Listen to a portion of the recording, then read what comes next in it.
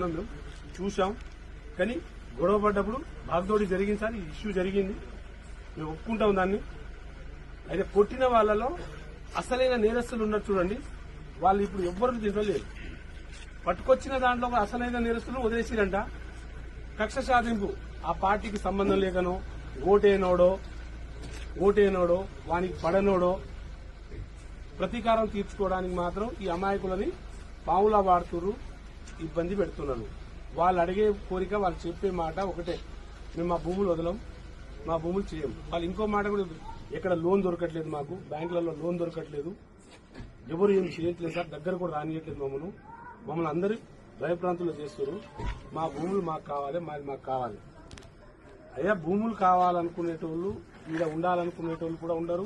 లేదు మంచి రేట్, అక్కడ 60-70 లక్షలు, ₹1,00,00,000 నడుస్తుందంట భూమి రేట్. గవర్నమెంట్ వాల్యూ అంతే ఉండదు నాకు తెలిసినంత వరకు అయితే. అక్కడ 10-12 లక్షలు 5 లక్షలు ఉంటుంది. దాని 3 రేట్లు 4 రేట్లు ఇస్తే మా అంటే 10 లక్షలు 20 లక్షలు ఇస్తారు. కానీ ₹1,00,00,000 ల్యాండ్ వదిలేసి వీళ్ళు ఇచ్చే 20 లక్షలకు వెళ్ళిపోతారా? వాళ్ళకి కావాల్సి ఉంటే భూమికి భూమి ఇవ్వండి. ఒక రైతుకు ఏమైనా వదులుకోవాలనుకున్నప్పుడు ఏం చేస్తారు? భూమికి భూమి ఇస్తారు, ఇల్లు పోతే ఇల్లు ఇస్తారు, గుడి పోతే గుడి ఇస్తారు. అవసరమైతే నష్టపరిహారం ఇంకైనా కొంచెం డబ్బులు ఇచ్చి వాళ్ళకి వేరే దగ్గర కాంప్లీట్ చేసి ఆ తర్వాత ఈ ల్యాండ్ ఇచ్చేస్తారు. కానీ ఇవన్నీ చేయకుండా బెదిరింపులు పాలు చేసి ఇప్పుడున్న సోషల్ జమానా, ఇప్పుడున్న టెక్నాలజీ, ఇంత అడ్వాన్స్ టెక్నాలజీలో కూడా అధికారం నాకుందని చెప్పేసి అధికార దహం ఇచ్చేసుకొని, అధికారం ఉందనేది ఒకరు, ఈ అధికారాన్ని ఎట్ట తిప్పికొట్టాలని ఇంకోరు, ఎత్తుకు పై ఎత్తులు వేసుకుంటా రైతుల పట్ల అరాచకం చేస్తున్నారు. నాకు అర్థమైన ఇష్యూ ఏంటంటే ఇది. దీన్ని అన్ని చూసుకొని ఇమీడియట్లీ వాళ్ళ మీద ఆల్రెడీ వాళ్లకు డీజీపీకి అండ్ సిఎస్కు, చీఫ్ సెక్రటరీకి కూడా మేము ఆదేశాలు ఇవ్వడం జరిగింది. విత్ ఇన్ 10 days లో వీటికి పూర్తి నివేదిక కావాలి. అప్పటి వరకు ఆ వర్క్ ఆపేయాలి. ఏది కూడా ఎవరిని ముట్టుకోవద్దు. ఎవరు తప్పు చేయలేదో ఆ రికార్డ్ చూసి ఇమీడియట్లీ వాళ్ళ ఎస్పీకి, ఆ ఐజీకి ఆల్రెడీ మార్నింగ్ చెప్పడం జరిగింది, అన్ని వదిలేయండి అని. ఇక్కడ నుండి అక్కడ కేసులు, ఆ ఊర్లలో పోలీసులు పోవద్దు, వాళ్ళ భయప్రాంతులు చేయొద్దు. వాళ్ళు అడవుల్లో పారిపోతున్నారు, భయపడి కొట్టేస్తారు, ఎవడు ఎత్తుకోపోతారా అని. ఆల్రెడీ కొట్టి పట్టుకోపోయారని వాదన వాళ్ళు చెప్తూనే ఉన్నారు, మళ్ళీ ఎత్తుకోపోతారని భయపడుతున్నారు. కాబట్టి వాళ్ళకి ఆల్రెడీ చెప్పడం జరిగింది. అలా డిపార్ట్మెంట్ వాళ్ళని కూడా వదిలేయండి, కొంచెం పీస్ఫుల్ అవ్వాలి.